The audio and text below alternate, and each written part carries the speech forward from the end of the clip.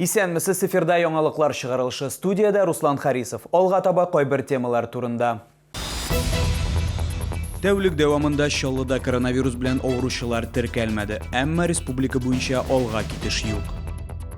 Гражданлык бурычын үтәргә иртәдән ашыктылар. Шәһәрдә сайлаулар ничек үтте?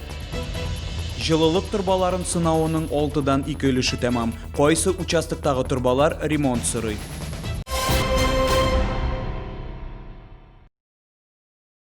Соңгы тәүлектә Чаллыда COVID-19 белән авыруның яңа очраклары юк. Әмма Татарстанда 40 очрак теркәлгән. Иң күбе башкалабыз Казанда 31 кеше авырган. Бу хакта оператив штаб мәгълүматларына сылтама белән республика буенча Роспотребнадзор идарәсе башлыгы Марина Потяшина хәбәр итте. Шулай итеп, 1 июльгә COVID-19 белән зарарлану очракларының гомуми саны Татарстанда 4595-кә җитте. Чаллыда бу сан үзгәрмичә 720-не тәшкил итә. Россия Конституциясенә төзәтмәләр буенча тавыш бирү иртәнге сәгать 8-дә башланды. Бу вакытта бөтен ил буенча сайлау участоклары ачылды. Тавыш бирү барышын безнең ташыру төркемендә күзәтте. Тавыш бирү хукукына ия булган һәр чаллы кешесе бюллетень алды. Анда тәкъдим ителгән төзәтмәләргә әйе яки каршы дип сайларга кирәк иде. Тулырак алга таба. Чаллыда тавыш бирү вакытында санитар куркынычсызлыкның барлык чаралары да үтәлде. Таләпләрне тавыш бирүчеләр генә түгел, сайлау комиссиясе әгъзалары да кагыла.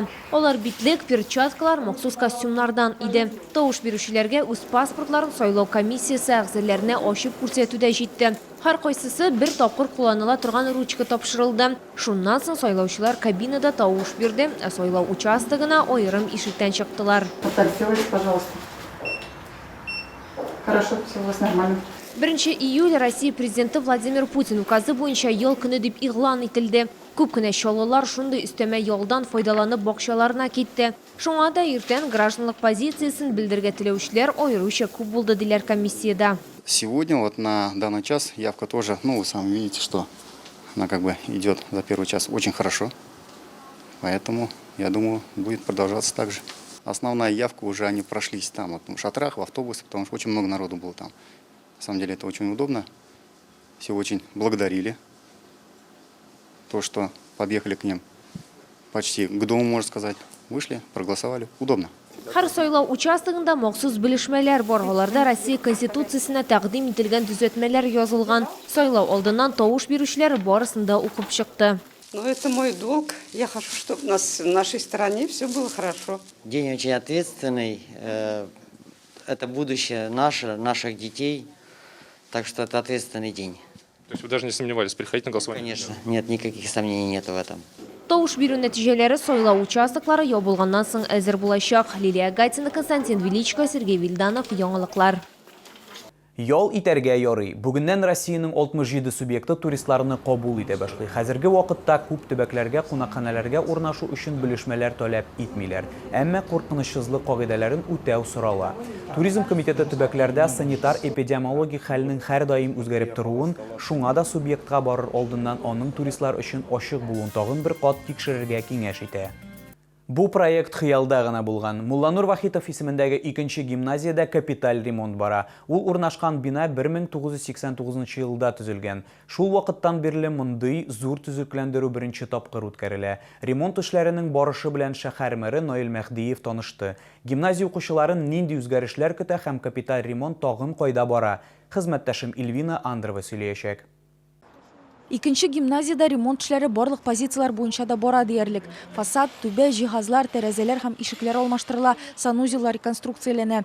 Гимназияның бинасын яңартып кына калмыйча, укыту тәрбия программасында дәрәҗәле итеп оештырырга ниятлиләр. Күптән планлаштыра идек шушындый татарча укыта торган, татарча тәрбия, татарча культуралар ушага үзәк булыр дип. Biz үзебезгә, мәктәп администрациясенә һәм инде укытучылар коллективына шундый максат куябыз, эштәлек эшендә сыйфат, белемнең сыйфатын үстерергә, тәрбия эшләре. Гимназияга капиталь ремонт ясау өчен республика бюджетыннан 176 миллион сумнан артык акча бүлеп бирелде. Укучылар дәресләргә генә түгел, иҗади түгәрәкләргә һәм спорт секцияларына да йөри алачак. Моннан тыш гимназия татар телен укыту буенча методик үзәк булырга тиеш. Август аенда ремонт эшләрен төгәлләргә ай ахырында объектны тапшырырга планлаштыралар. Мэр Советлар Союзы герои Илдар Маннанов исемендәге 82-нче кадетлар мәктәбендә дә булды.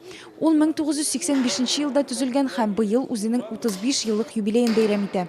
Кровля, сантехника, электрика, отопление, полностью ремонтируются все кабинеты, полностью ремонтируется спортивный зал, актовый зал. У нас работали дизайнеры по фасаду зданий, работали дизайнеры по внутренним отделкам. Интересные цветовые решения, интересные предложения были по оформлению стендовых материалов. Әлеге мәктәпне капиталь ремонтлауга 132 миллион сум бүлеп бирелгән. Объектның әзерлеген шәһәр мэры 60%-ка бәяләде. Эльвина Андрова, Сергей Вильданов, Яңалыклар.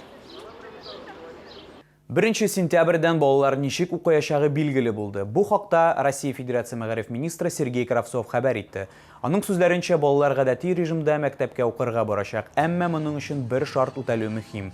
Вазгыятькә бәйле рәвештә без эпидемиологик саклык чараларын көчәйтәчәкбез. Хәзергә төбәкләрдә бу эш алып барыла, дип аңлатты министр. Җылылык шелтәрләрен 2020 елгы җылыту сезонына әзерләү өчен 2 миллиард сумга якын акча бүлеп бирелгән. Бу хакта мэриядә узган матбугат конференциясендә башкарма комитеты җитәкчесенең беренче урынбасары Илья Зуев хәбәр итте. Хәзер Чаллыда турба үткәргеченең гидравлик сынауының 6дан 3-нче этабы уза. Җылылык сезонына әзерлек турында мәгълүмат хәбәрчебез материалында.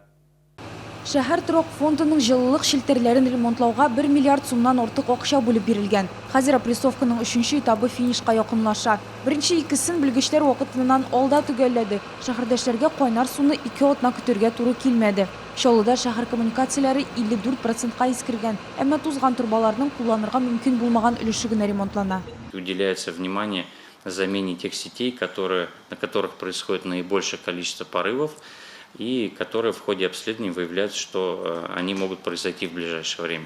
То есть здесь очень грамотный подход, и мы видим, что здесь на верном пути мы находимся. Поэтому стараемся, чтобы у нас количество порывов в отопительный период было минимальным. Быел иң чыгымлы ремонт Мәскәү проспекты һәм Академик Королев урамы кисешендәге участокта булачак. Турба үткәргечләрен ремонтлау шул исәптән шәһәрдәшләр торак коммуналь хезмәтләр өчен түләгән акчалар хисабына да башкарыла. Матбугат конференциясендә хәбәр ителгәнчә, бүгенге көндә халыкның җылылык белән тәэмин итүчеләр алдында бурычы 150 миллион сумга якын. Над этим работают управляющие компании, они работают с нашими горожанами. Даже несмотря на условия пандемии, горожане проводят оплату.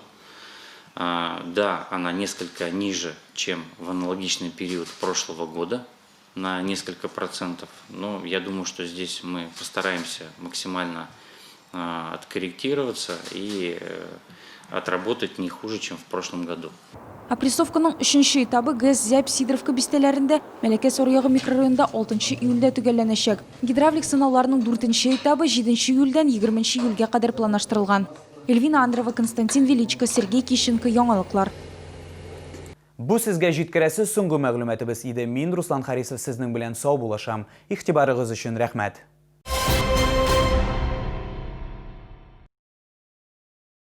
Кадетская школа имени Никиты Кайманова приглашает выпускников 9 классов. Телефон для справок 58 31 10. Болгарская ведунья – дипломированный специалист. Высокоэффективный старинный заговор от пагубных пристрастий по фото. Приворот – возврат любимых людей. Благодарность после результата. Запись по телефону в Челнах 21 65 06.